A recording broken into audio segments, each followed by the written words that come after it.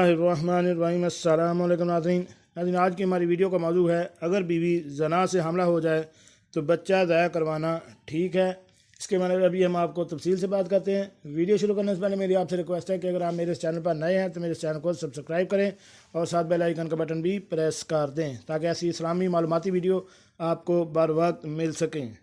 جی ناظرین، علماء کرام نے اسقاط حمل یا حمل ضائع کروانے اور اس سے پیدا ہونے والے مسائل پر بہت زیادہ تفصیل بیان کیے ہیں، لیکن انہوں نے غیر شرعی اور زنا سے ٹھہرے حمل کے بارے میں کچھ زیادہ بیان نہیں کیا ہے۔ یہ بھی ہو سکتا ہے کہ انہوں نے ٹھیک نکاح سے ہونے والے حمل کو ضائع کرنا اور زنا سے ٹھہرے حمل کو ضائع کرنا برابر ہی لکھا ہو، اور ہو سکتا ہے کہ انہوں نے صحیح نکاح سے ہونے والے حمل کو اسقاط کے تابع اور اس میں شریک ٹھیک ہی سمجھا ہو۔ اگر دیکھا جائے ایک جائز طریقے سے ٹھہرنے والا حمل ضائع کروانا حرام ہے تو زنا ٹھہرنے سے حمل کو ضائع کروانے کی حرمت اس سے شدید حکم میں آئے گی۔ اس لیے غیر شرعی نکاح سے حمل کے ٹھہرنے کو فحاشی اور برے کام کرنے میں مدد دے گا۔ اس طرح زنا کا راستہ کھلے گا اور شریعت کے اندر ہر وہ کام حرام ہے جو فحش اور گناہ کا سبب بن سکتا ہے، مثلا بے پردگی، مرد و عورت کا تنہائی میں ملنا وغیرہ۔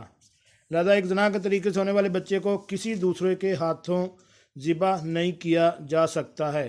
آپ کو اس حوالے قرآن و حدیث کی روشنی میں مکمل تفصیل بتاتے ہیں۔ اللہ تعالیٰ نے قرآن مجید میں فرمایا ہے کہ کوئی بھی کسی دوسرے کا بوجھ نہیں اٹھائے گا۔ یہاں اس سے مراد یہ ہے کہ اس معصوم بچے کو اپنے گناہوں پر پردہ ڈالنے کے لیے قتل نہیں کیا جائے گا۔ یہاں پر آپ صلی اللہ علیہ وآلہ وسلم کا مشہور واقعہ بیان فرماتے ہیں کہ نبی کریم صلی اللہ علیہ وآلہ وسلم نے ایک قبیلہ کی زانی حاملہ عورت کو واپس کر دیا تھا کہ وہ ولادت کے بعد آئے۔ یاد رہے کہ اس عورت کو زنا کے گناہ کے لیے لایا گیا تھا، تو آپ صلی اللہ علیہ وآلہ وسلم نے اس ولادت کے بعد آنے کو کہا۔ جب وہ ولادت کے بعد آئی تو بچہ ابھی کچھ کھانے پینے کے قابل نہیں تھا، ماں کے دودھ پر گزارا کرتا تھا۔ آپ صلی اللہ علیہ وآلہ وسلم نے پھر اسے واپس بھیج دیا۔ پھر جب وہ تیسری مرتبہ آئی تو بچے کے ہاتھ کی روٹی کا ٹکڑا تھا۔ لہذا اس وقت حضور صلی اللہ علیہ وآلہ وسلم نے اس بچے کو ایک صحابی کے سپرد کر دیا اور پھر اسے رجم کا حکم دیا گیا۔ اس کے سینے تک ایک گڑھا کھودا گیا اور اسے سنسار کر دیا۔ اس بارے میں ایک امام نے کہا کہ حاملہ عورت کو بجائے حمل کے یعنی بچہ پیدا ہونے سے قبل اسے سنسار نہیں کیا جائے گا، چاہے وہ زنا سے ہو یا ٹھیک طریقے سے ہو۔ اس پر علماء کا بھی اتفاق ہے تاکہ اس کا بچہ قتل نہ ہو۔ اس طرح اگر اس کی حد کوڑے ہوں تو حمل کی حالت میں اسے کوڑے نہیں مارے جائیں گے۔